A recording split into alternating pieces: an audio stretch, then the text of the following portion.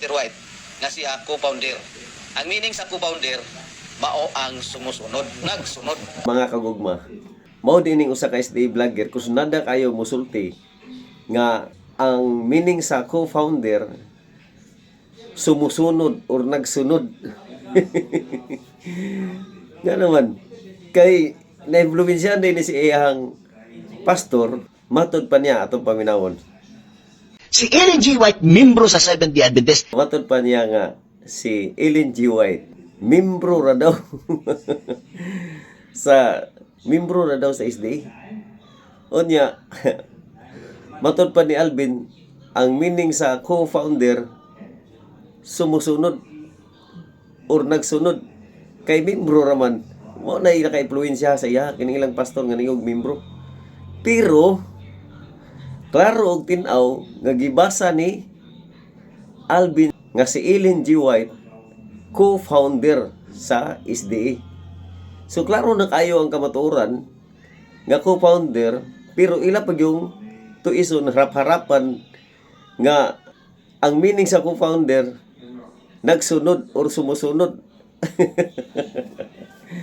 Co-founder na kayo na ha. Grabe ka ulaw ni mga kagugma.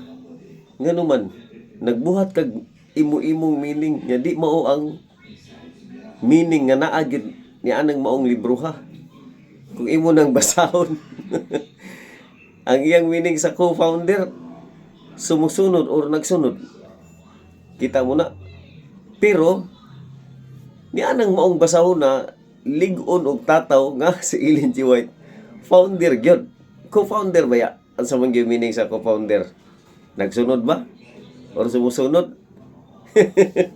Usa sa magtutukod kay daghan man sila, upat man sila kabuk sa siya co-founder siya sa Seventh-day Adventist.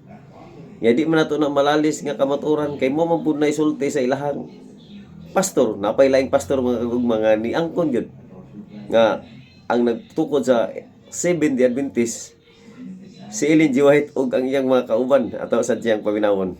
Alam na kung ginagawa po yung doktrina ng Adventist ng ating mga pioneer. Apat yung ating mga founder, James White, Joseph Bates, Jane Andros. Mga kagugma, klaro og tin-aw nga ang kamatuoran jud nga dili matuis nga si Ellen G. White di ay uban sa iyang mga kauban founder sa Seventh-day Adventist, dili na malubag nga kamatuoran.